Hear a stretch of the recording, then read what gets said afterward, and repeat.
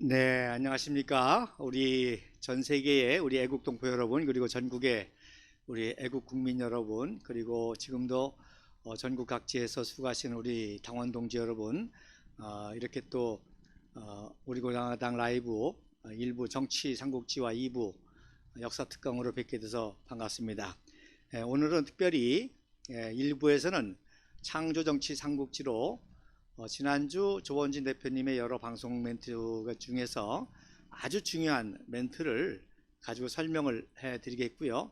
그 다음에 2부는 박정희 각하의 일생을 우리가 10번째까지 하다가 이번 주에는 이제 다음 주 3월 1일 3.1절 있지 않습니까? 그래서 3.1절 특집으로 방송을 하도록 하겠습니다. 특별히 이번 주 3.1절 방송에는 3.1운동을 역사학자들이 이승만 박사가 주도했다는 것을 다 추측만 하지 어떤 그 문서적인 자료가 없어가지고 학계에서 추측만 했었는데, 그래서 이제 잠시 후 2부 방송에서는 제가 최초로 이승만 박사님께서 계획하고 주도하고 또 지휘하셨다고 하는 그 최초의 문서를 우리 공화당 라이브를 통해서 보여드리려고 합니다. 그래서 지난주에 이승만 박사의 영어 연설을 우리 공화당 라이브에서 최초로 공개했고, 이번 주에는 3.1운동 이승만 박사가 주최했다고 하는 최초의 문서를 그렇게 공개할 예정입니다. 그리고 이어서 박정희 대통령하고도 관계가 되어 있는데, 박정희 대통령께서 5.16 혁명을 하시고 1962년 3.1절, 즉 3.1절 제43주년이죠. 이때에 또 3.1 정신을 새롭게 계승하는 아주 놀라운 일을 행하신 것을 이어서 설명을 하려고 합니다. 자, 먼저 그러면 지난주 방송에 여러 가지 귀중한 멘트가, 조원진 대표님의 멘트가 많이 있었지만은 방송 전에 소개해드렸지만 다시 한번 너무나 중요하기 때문에 다시 한번 여러분 들으시고 제가 설명을 하도록 하겠습니다. 네, 방송 주세요. 윤석열 대통령은 북한의 핵 문제, 한미 동맹 문제, 또 민생 문제, 모든 것을 민생에 올인했는 대통령으로 가면은 국민들의 인식이 달라지죠. 맨날 이재명 얘기하고 맨날 뭐 또 그래서 이 검찰의 칼을 휘두르는데 결국은 그 검찰의 칼이 윤석열 대통령을 찌른다. 제가 정치를 다른 분보다 좀 해본 제가 판단은 그 검찰의 칼이 이재명을 찌르는 게 아니고 윤석열 대통령을 찌를 수가 있다. 그건 뭐냐 그러면요, 윤석열 대통령 찌른다 민심이 돌아설 수가 있다는 거예요. 네, 이 방송의 멘트의 핵심은 거짓 촛불 탄핵 내란 쿠데타에 그 당시에 이제 특검이 큰 활약을 하지 않았습니까? 그리고 그 특검으로 활약했던 윤석열 검사가 이제 정권을 탈탈한 종북 좌파 정권에서 서울지검장 그리고 검찰총장까지 되지 않았습니까? 그러다가 이제 정권 내에 뭐 조국 법무부 장관 조국이라든지 또 추미애 장관이라든지 이런 사람하고 이제 갈등을 빚고 있다가 이제 탄핵파들이 결국에 영입을 해서 최초의 우리 대한민국 역사상 최초의 검찰 출신 검찰총장 출신의 정권이 탄생을 했습니다. 그래서 이제 아직 1년도 채 되지 않았는데 조원진 대표님께서 뭐라고 말씀하시는 거 하니, 바로 윤석열 검찰 출신, 검찰총장 출신이 정권을 잡았지만 국민이 원하는 민심의 정치를 제대로 하지 못할 때는 자기가 휘둘렀던 칼에 자기가 찔릴 수 있다고 하는 그런 그 아주 중요한 멘트를 하셨습니다. 그래서 이 멘트가 얼마나 중요한 멘트인지 제가 역사적으로 풀어드리려고 합니다. 자, 먼저 우리 대한민국의 정치사를 이해하기 위해서 간단하게 우리 대한민국의 정치의 역사를 간단하게 살펴보도록 하는데, 먼저 첫 번째 카드를 한번 주시죠. 네. 자, 첫 번째 우리 초대 대통령 국부 이승만 박사 와 그 다음에 이제 박정희 대통령이 한강에 기록되었는데, 자, 그 다음 사진에 보면 국부 이승만 박사의 하야 때 사진과 박정희 각하의 서거 때 사진이 나옵니다. 그 다음 사진 한번 주세요. 자, 정치에 있어서는 어떤 의미에서 가정이든 직장이든 회사든 그다음에 교회든 종교단체든 그다음에 국가든 정치에 있어서 가장 중요한 것은 후계자입니다. 후계자. 아무리 정치를 잘해도 후계자를 잘못 세우면 이 정치의 영속성이 없게 되는 거죠. 그래서 특히 우리 대한민국의 정치 역사는 바로 어떤 의미에서 후계자의 문제의 역사였다는 것입니다. 그런 의미에서 국부 이승만 박사는 바로 본인이 잘못하진 않았지만 그 후계자 다툼에 특별히 이규봉이라는 자가 차기 대통령을 노리고 부정선거를 하는 바람에 그것 때문에 소요가 일어났고 결국 그 소요로 청년들이 다치니까 이승만 박사가 직접 서울대 병원을 방문하죠. 그래서 이 부정선거 시위를 하다가 다친 서울대 병원의 학생들을 직접 방문해서 오히려 칭찬합니다. 불의를 보고 저항하지 않는 민족, 불의를 보고 저항하지 않는 청년은 바로 미래가 없다. 그래서 장하다. 그래서 자신이 세운 자유민주주의 대한민국, 자신이 건국한 자유와 정의의 대한민국에 이러한 불의를 보고 항거한 청년들을 위로하고 격려하면서 이제 하야를 결심하죠. 내가 이제 하야하면 더 이상 학생들이 다치지 않겠지 하면서 이제 하야를 결심하게 되는, 그래서 어떤 의미에서 인류 역사상 가장 위대한 업적을 이승만 박사가 남기게 되죠. 무슨 뜻이냐? 바로 모든 정치적인 책임을 지고 권력을 스스로 내려놓고 하야를 하는 그런 위대한 발자취를 남긴 것입니다. 그래서 종북 좌파들은 뭐 강제로 하야를 시켰다는 등 망명했다는 등 그렇게 왜곡을 하는데 어떤 의미에서는 권력자가 자기 스스로 권력을 내려놓는 가장 위대한 결단을 하신 것이죠. 미국의 초대 국부 조지 워싱턴도 원래 재선까지 하고 3선까지 요청을 했습니다. 또 대통령직을 맡아주십시오 했을 때 조지 워싱턴은 건강상 문제 때문에 3선까지 가지 아니하고 이제 대통령직을 넘겨주고 그리고 곧이어 바로 질병으로 사망을 하는 그런 역사가 있었습니다. 그래서 이승만 박사의 평생 고민도 후계자 문제였습니다. 그래서 늘 자신이 키웠던 신익희 상해 임정 때부터 자기 비서 역할을 했고 외무 장관했던 신익희, 그리고 초대 국회의장도 신익희에 물려주지 않았습니까? 그리고 그 다음에 이제 조병옥 3.1운동 때부터 이제 뒤에 자세히 나오지만 3.1운동 당시에 청년 유학생이었습니다. 콜롬비아 대학교.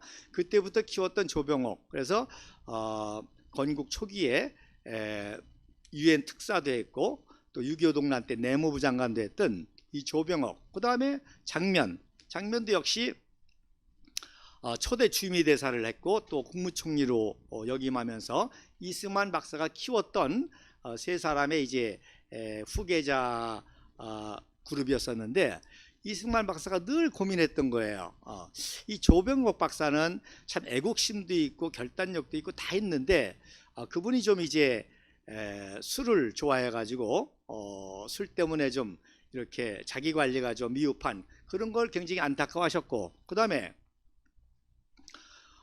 장면 박사는 영어도 잘하고 똑똑하긴 한데 좀 신사적이긴 하지만 그래도 뭔가 모든 것을 헌신해서 나라와 민족만을 위해서 헌신하는 그런 애국심이 부족하다고 늘 고민했고, 또 신익희 박사도 이승만 박사가 신익희 또 국회의장은 자꾸 자기가 국무총리를 하려고 그러셨어요. 그래서 이승만 박사가 국회의장도 명예로운 직이고 사실 대통령 중심제에서 국무총리가 특별한 실권도 없는데 뭘 그렇게 국무총리를 하려고 하느냐.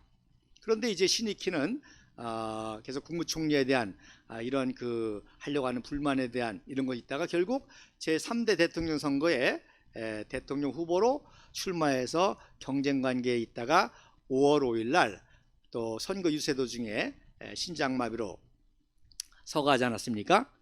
자, 어쨌든 이렇게 끝까지 후계자를 고심하다가 결국 이승만 박사는 마지막 4대 때 국민이 원하는 대통령을 선출하면, 부통령을 선출하면 그 부통령에게 후계를 물려줄 생각을 하니까 이제 부통령 선거가 치열했던 거죠. 특별히 이제 이기붕이가 이 대권을 노리고 이제 부정선거를 회칙했는데, 지난번에도 말씀드린 것처럼 이기붕이는 이승만 박사보다 한 15살의 아래면서도 불구하고 이승만 박사보다 더 건강이 안 좋았습니다. 10걸음을 못 걸을 정도로. 그러니까 그 다음 승계 서열 3위가 내무부 장관이 최윤규였습니다. 그래서 최윤규가 이승만 박사 이것이 건강상으로 부통령에게 대통령직을 물려주면 이기붕이가 또 건강상 얼마 가지 못할 것이다. 그러면 내가 대통령직을 승계한다라는 이런 야망을 가지고 내무부 장관이 선거의 주무장관이면서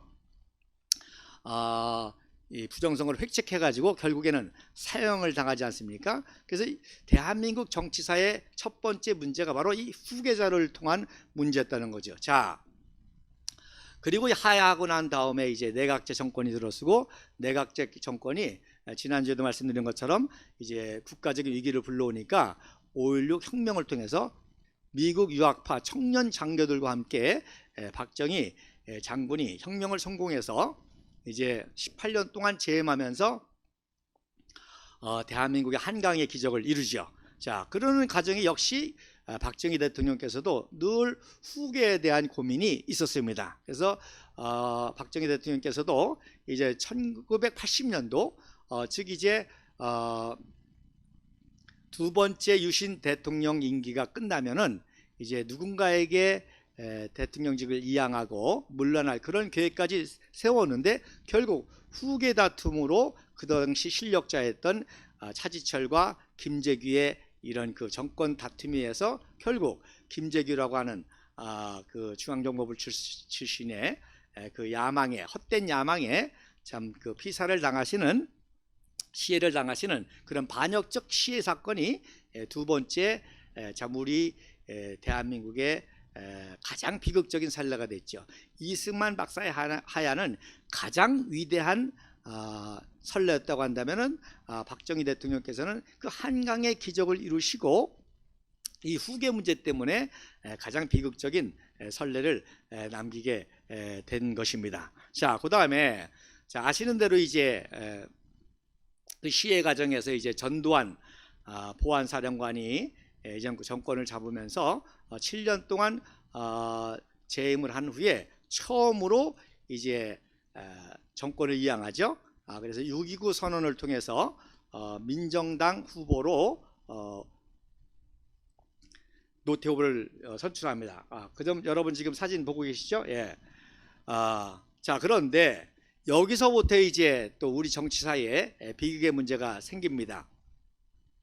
자, 그 당시 야당이 계속 군사 정권이라고 하는 명목으로 또 계속 압박을 가하니까 이제 노태우 대통령이 자기의 정치적인 동지인 전두환 전 대통령을 백담사로 유배를 보내는 그러한 그 일을 합니다. 여기서부터 정치사에 아주 불행한 왜곡이 시작이 된 것입니다. 자, 정상적인 국가와 정상적인 그 사회는 잘했든 못했든 전임에 대해서 최고의 존경과 예우를 해줘야 됩니다. 그분의 공과를 분명하게 인식해서 공은 계승하고 과는 어느 정도 책임을 묻지만 그래도 전직이라는 예우를 통해서 최고의 예우를 하고, 그 다음에 전직은 일단 후임이 결정이 되면 후임이 가지고 있는 탁월한 리더십을 발휘할 수 있도록 전적으로 지원하고 밀어줘야 됩니다. 그런 관계가 전두환 노태우의 첫 번째 관계가 돼야 되는데, 불행하게도 이제 야당의 요구에 또 야당이 민심을 뒤엎어 가지고 전두환 대통령을 백담사에 유배를 보냈죠. 여기서부터 문제가, 자, 전두환과 노태우는 정치적인 동지인데 정치적인 동지를 백담사에 유배 보냈다는 것은 그 다음 정권에서 자기도 똑같이 당할 수 있다는 사실을 알아야 된다는 거예요.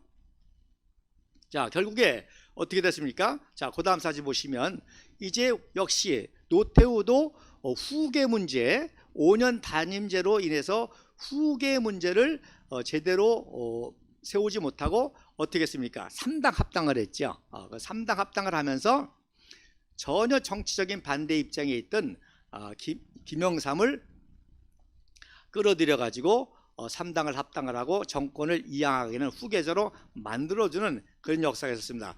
여기에 놀라운 또 그 비화가 있습니다. 아마 이진삼 장군이 노태우 대통령의 핵심 신복으로 여러 가지 고난도 당했고 또 여러 가지 회고록도 쓰시고 하셨는데 아마 그분의 이야기가 아마 이미 공개가 됐을 거예요.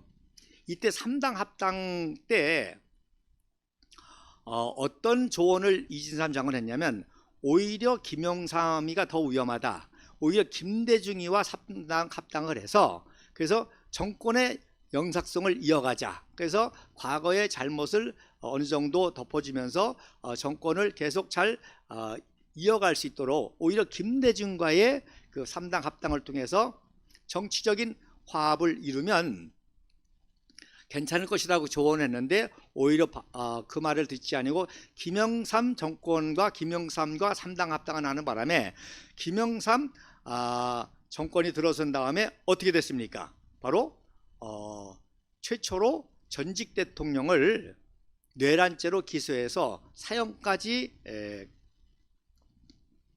처하는 그러한 재판을 하게 됐다는 거예요. 자, 이게 단순히 국내적인 정치의 문제가 아니라 그 당시 전 세계에 엄청난 영향을 미친 사건입니다. 이것이. 그래서 리콴유 수상 국제 정치사의 탁월한 정치가죠. 리콴유 수상이 이것을 보고 깜짝 놀란 거예요.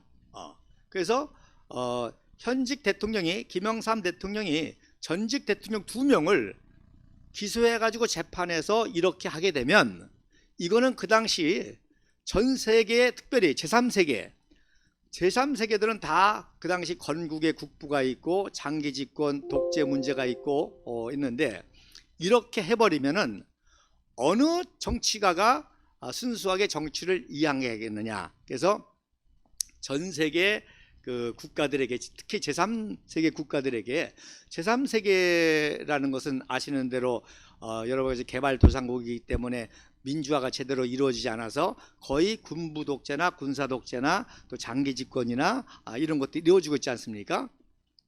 그렇게 됐을 때 가장 제3세계의 모범적인 국가였고 그래서 한강의 기적을 이뤘던 한국까지도 저렇게 전직 2 대통령을 기소해서 내란죄로 했을 때 제3세계 어느 정치가가 정권을 순수하게 이양하고 하겠느냐. 그래서 이거는 엄청난 인류 역사에 악영향을 미쳤다라고 평가를 하는데 정말 맞습니다. 그래서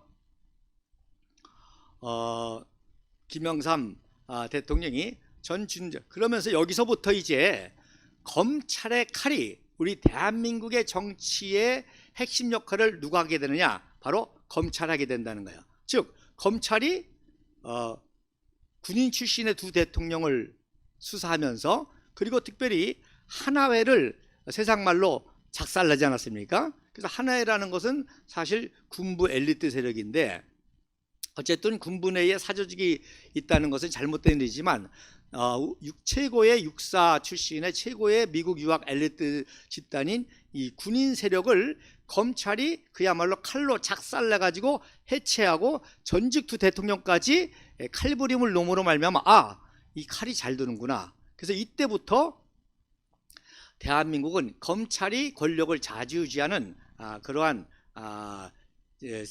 그 검찰의 역사가 시작이 됐다는 겁니다. 그래서 그 당시 재미난 에피소드가 있습니다. 그 당시 이 전직 2 대통령을 수사했던 검찰들에게 3가지 반응이 있었다는 거예요.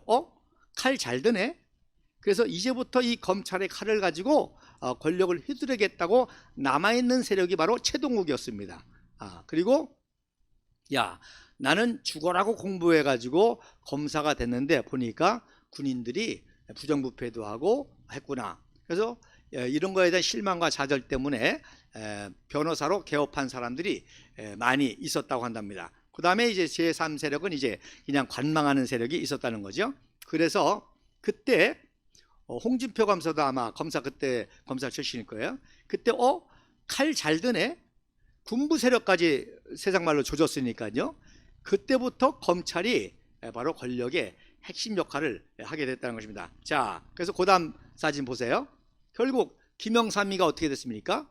결국 현직 대통령 아들이 부정부패로 검찰의 수사를 받고 감옥에 가는, 그래서 김영삼 대통령이 휘둘렀던 칼에 결국 누가 다쳤어요? 자기 아들이 다치지 않습니까? 그리고 여기에는 항상 민심이 따른다는 거예요. 아무리 검찰이 칼을 쓰려고 하더라도 민심이 받쳐주지 않으면 안 되지 않습니까?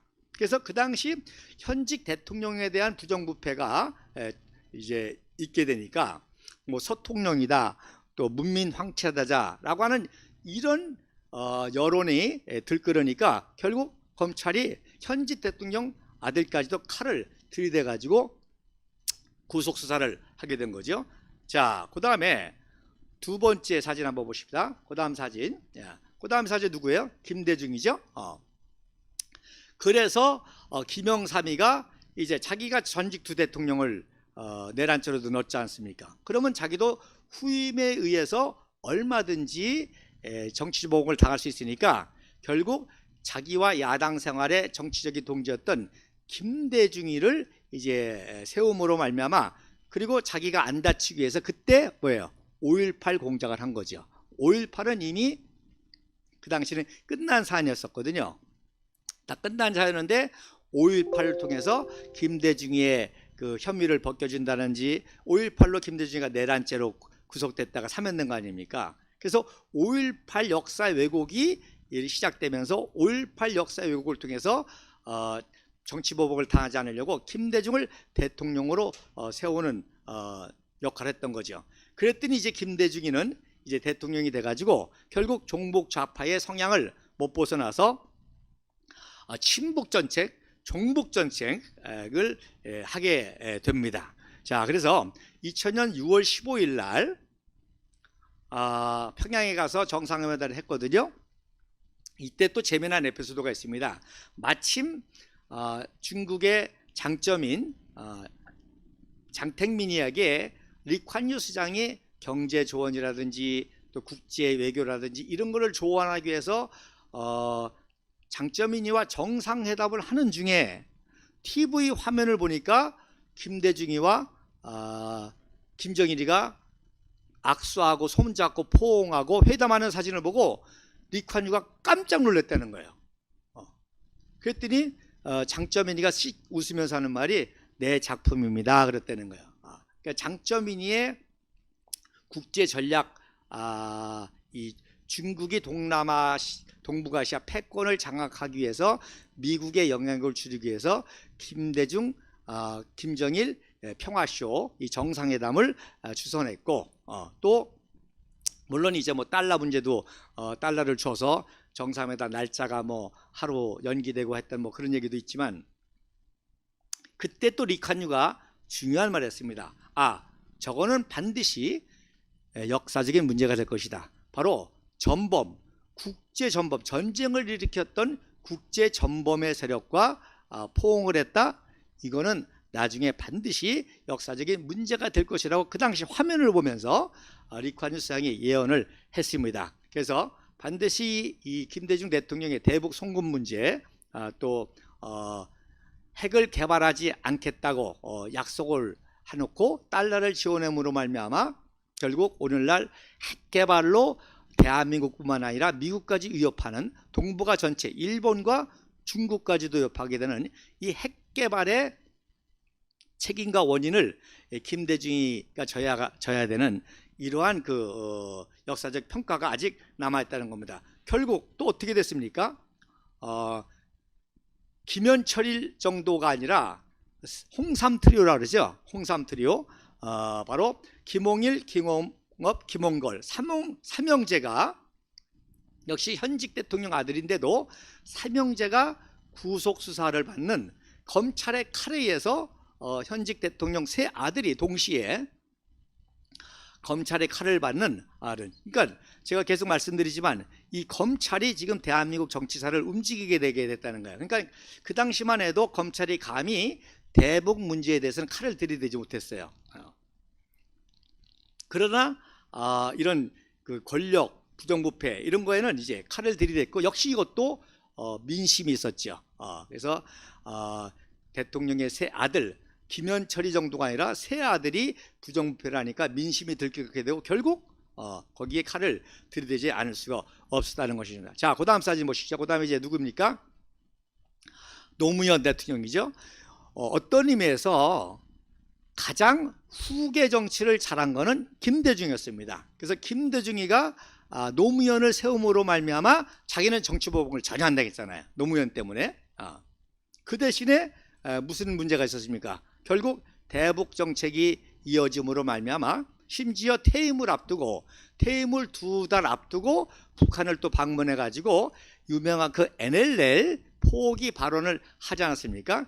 이것도 굉장히 심각한 여적죄의 문제입니다. 자, NLL이라는 것은 해상 국경이거든요. 그러니까 우리가 휴전선이 있듯이 또 DMZ가 있듯이, 지금 이제 DMZ라고 그러죠. 그것이 영토의 국경이라고 한다면은 하늘의 국경이 있고 영공이라고 그러죠. 그다음에 바다의 국경이 있는데 그게 바로 NLL입니다. 그런데 우리가 이 휴전선을 우리 대한민국 국군과 UN 16개국 22개국 장병들이 피로써 이 땅을 지키고 수호하고 회복하고 철원까지 설악산까지 회복을 했지 않습니까? 그게 그냥 회복된 게 아니라 피를 흘려서 회복한 거거든요. 그런데 놀라운 거는 그 당시 제해권을 유엔군이 완전히 장악했기 때문에 모든 제해권, 모든 섬을 다 유엔군이 장악했기 때문에 해안선 국경은 평양 앞까지 다 가게 돼 있어요. 섬까지. 그러니까 평양 앞까지 그 해안 국경선 NLL이 거기까지 간 겁니다. 그러니까 북한으로서는 입장에서는 굉장히 그 위험하지 않습니까? 그래서 이거를 통사정해 가지고 휴전선의 일직선으로 그어져 내린 그리고 우리가 장악한 섬 백령도까지 섬을 중심으로 경계선을 그은 게 바로 NLL입니다. 그러니까 국경선이죠. 그런데 여러분 사진 보시는 것처럼 북한 측이 주장하는 그 국경선, 그러니까 그 사이에 그 간격을 바로 평화적인 공동 개발을 하자, 이런 명목으로 대화를 나눴다는 것이요. 그래서 이건 다른 말로 말하면 바로 영토를 이만큼 포기하는 것과 마찬가지입니다. 즉 북한에게 넘겨주는 것과 마찬가지의 그런 행위가 되는 거죠. 그러니까 이거는 뭐 달러를 준 것보다 더 큰 죄죠. 왜? 영토를 떼어줬으니까. 예를 들어서 알래스카를 소련에게 준다, 하와이를 일본에게 준다, 이런 거거든요. 멕시코주를 멕시코에게 준다. 그거랑 똑같은 것이 NLL 발언이라는 사실입니다. 이거를 우리 국민들이 몰라요, 심각하게. 그래서 김정일과 노무현의 악수는, 이 악마의 악수는 김대중의 달러의 포옹보다도 더 큰 여적죄가 되겠고, 결국 부정부패로 노무현이 수사를 받다가 자살했지만 더 큰 문제는 이 여적죄 문제였다는 것입니다. 그래서 그 다음 사진 보세요. 자, 그 다음 사진 보시면 결국 노무현 대통령도 이제는 형이 노건평 씨가 또 전직 대통령 형으로서 검찰의 수사를 받는 그런 비극이 있었죠. 그리고 결국 이명박 대통령 때에 수사를 받다가 노무현 전 대통령이 부엉이 마을에서 투신 자살하는 그런 사진인데, 여러분 5월 달에 주에 위에 마스크 쓴 사람이 있어요. 저 사람의 정체가 참 궁금합니다. 이 사람은 어떻게 마스크를 썼어요? 그래서 들쳐업고 내려오는 그런 장면인데, 그래서 여러 가지 이제 노무현 대통령의 자살에 대해서도 이제 의문을 가하는 그런 그 역사적인 작업이 있지만, 어쨌든지 간에 이렇게 전 대통령을 또 수사하다가 검찰이 수사하다가 이런 비극을 당하게 된 것이죠. 그리고 또 하나 이제 더 심각한 문제가 이 국가기록원 문서를 컴퓨터를 또 봉하마을에 이전해 가지고 국가기록원으로부터 고소를 당해서 나중에 반납하는 사건이 있지 않습니까? 이것도 또 그야말로 사초 사건이죠. 사초. 옛날로 말하면 사초. 즉 대통령의 그 일생을 기록한 역사적인 사초를 자기 개인이 보관한다? 이건 뭐 있을 수 없는 일이죠. 자, 그 다음에 이제 이명박 대통령. 그래서 이명박 대통령 때에 수사를 받다가 노무현 전 대통령이 자살했기 때문에 종북 좌파 야당 세력에게는 이때부터 굉장히 이명박이가 언제 원한을 받게 되는 거죠. 결국 또 어떻게 됐습니까? 또 사상 처음으로 현직 대통령 형이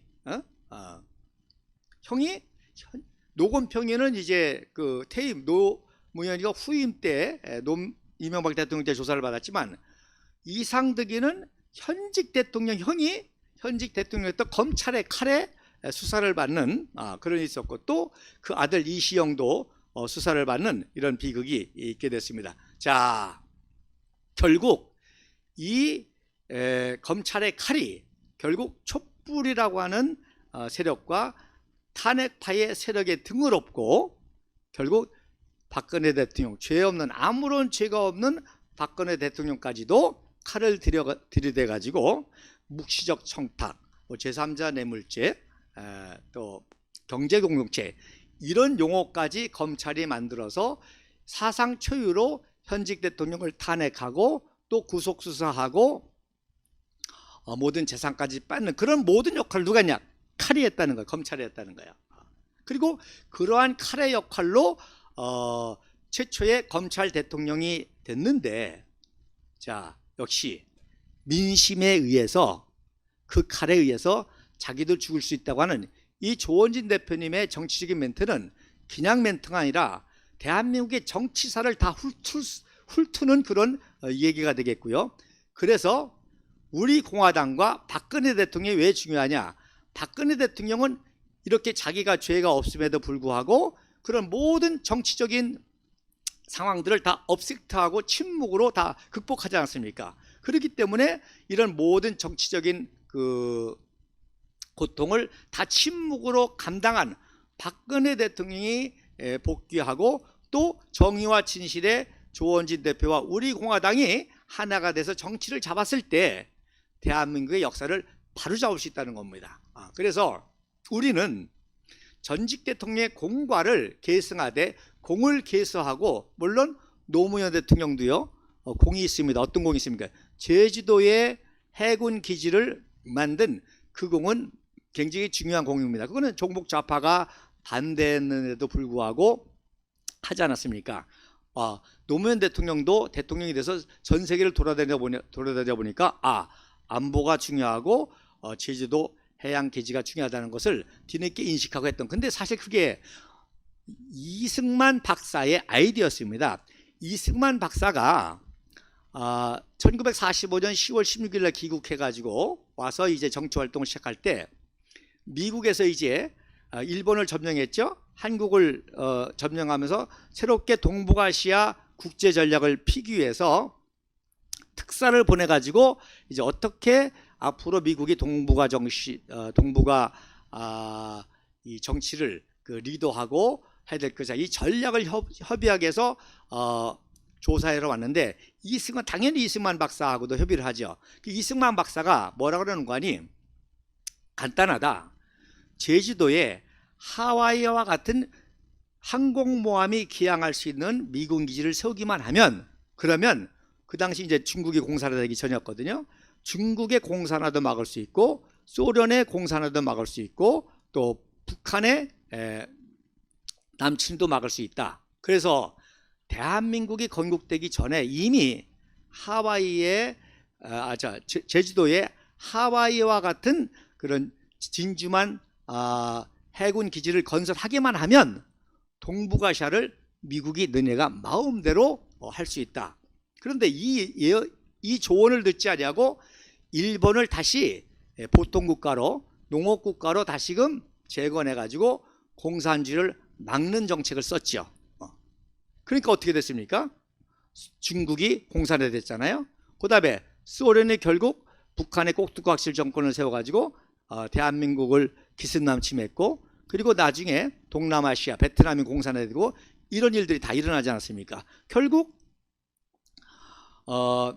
하와이의 진주만 같은 해군 기지가 생겼으면 중국도 공산화가 안 되고 북한도 남침을 못하고 소련도 남침을 못하고 그야말로 방어선이 아주 자연스럽게 쳐졌을 텐데, 오히려 기습 남침을 당해서 다시금 유엔군을 동원해서 이거를 수복해야 될 수밖에 없는, 엄청난 피를 흘릴 수밖에 없는 일이었다는 거예요. 그래서 노무현 대통령이 그나마 잘한 것은 뒤늦게나마 이승만 박사가 구상한 정도의 해군 기지는 아니지만 강정에 그래도 해군 기지를 건설했다는 것은 노무현 대통령이 이승만 대통령의 이 정치한 걸 계승한 거로 공으로 평가하고, 또 그 과외에 대해서는 우리가 분명적인 역사적인 평가를 하고, 그렇다고 해서 어떤 사법적인 처리를 하겠다는 우리 당은 전혀 아닙니다. 박근혜 대통령께서 이미 말씀하셨죠. 저에게 있어서 정치보복의 역사는 끝나길 바란다. 왜? 본인이 다 무지하면서도 그 모든 보복을 다 당하셨지 않습니까? 어떤 의미에서 이승만 대통령에 대한 정치보복, 박정희 대통령에 대한 정치보복, 전두환 노태우에 대한 정치보복, 또 김영삼 3당 합당, 이런 모든 어떤 의미에서 대한민국의 모든 정치사회의 모순과 비극의 그 한 몸에 받고 견딘 분이 박근혜 대통령이기 때문에 우리는 이런 역사를 바로잡기만 하지, 그렇다고 해서 어떤 그 무리한 사법적인 그러한 것은 안 할 것입니다. 그게 박근혜 대통령의 정신이기도 하고, 분명히 조원진 대표님의 정치 또 통치라고 믿습니다. 저 역시도 마찬가지죠. 그래서 우리 공화당이 그동안 투쟁을 했지만 우리는 어떤 보복을 하기 위해서가 아닙니다. 정의와 진실을 바로 잡기 위한 것이고, 그래서 바로 잡아서 진실과 정의의 반석 후에 대한민국을 화합시켜서 공은 공대로 인정하고, 예를 들어서 김영삼 정권 같은 경우는 그래도 하나를 숙청한 거는 잘했어요. 과도하게 해서 그렇지 군부의 사조직이 있다는 건 잘못된 거거든요. 그 다음에 금융실명제라든지 뭐 이런 거. 그래서 그 공과를 바로 인정해서 공은 계승하고 과는 역사적인 심판을 한다는 것이지, 바로 전두환 노태우처럼 사업적인 심판을 한다든지 또 박근혜 대통령에게 정치보복하는 그런 것이 아니라는 사실입니다. 그래서 윤석열 그 검찰 정권이 이 조원진 대표님의 이 멘트를 아주 귀담아 들어야 됩니다. 자기가 휘둘른 칼에 자기를 찌를 수 있다. 여러분, 민심이 무섭잖아요. 민심 때문에 이승만 박사도 스스로 하야했습니다. 그 다음에 김재규도 민심을 등에 업고 차지철과 갈등하다가 그런 무모한 일을 저질렀죠. 그리고 말씀드린 대로 모든 정권이 민심을 등에 업고 칼을 검찰이 들이댔던 것이고, 결국 잘못된 것이지만 결국 촛불이 뭐예요? 바로 언론의 선동, 거짓 선동으로 지금은 다 거짓말이지 않습니까? 그러나 그 당시 다 속았단 말입니다.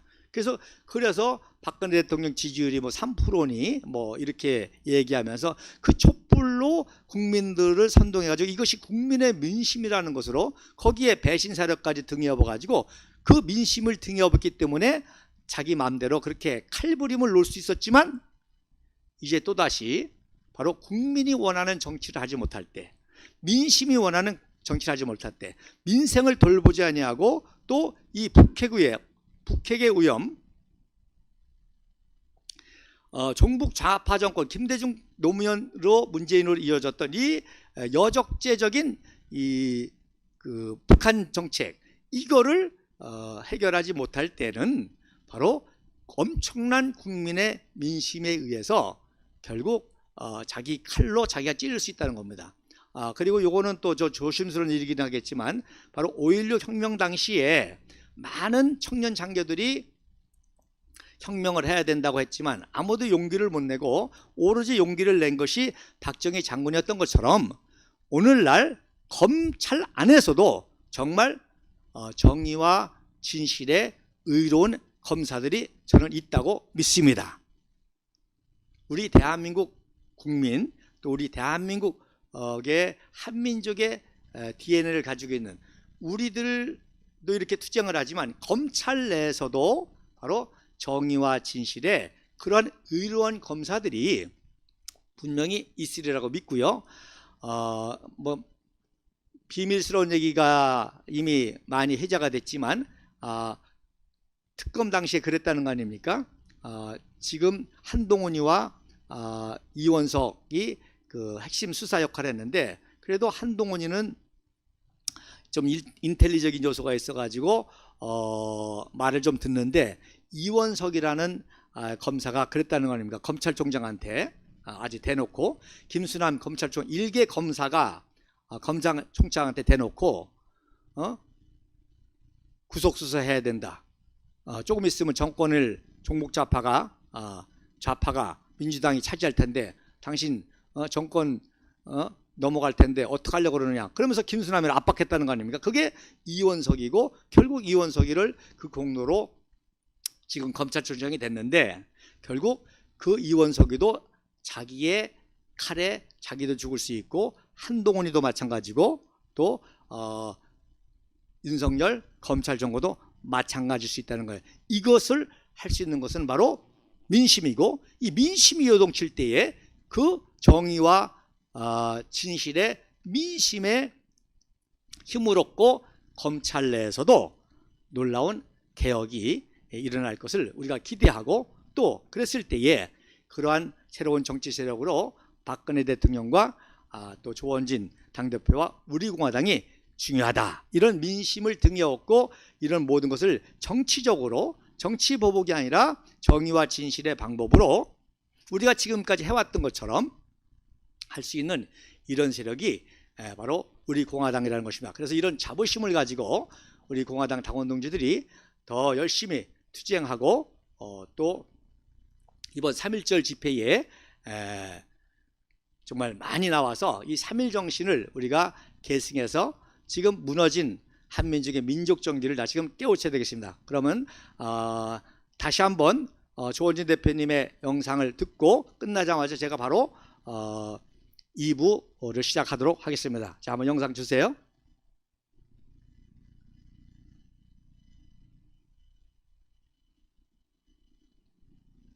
그것을 민생에 올인했는 대통령으로 가면은 국민들의 인식이 달라지죠. 맨날 이재명 얘기하고 맨날 뭐 또 그래서 이 검찰의 칼을 휘두르는데 네. 결국은 그 검찰의 칼이 윤석열 대통령을 찌른다. 제가 정치를 다른 분보다 좀 해본 제가 판단은 그 검찰의 칼이 예. 이재명을 찌르는 게 아니고 윤석열 대통령을 찌를 수가 있다. 그건 뭐냐 그러면요. 윤석열 대통령 찌른다 민심이 돌아설 수가 있다는 거예요.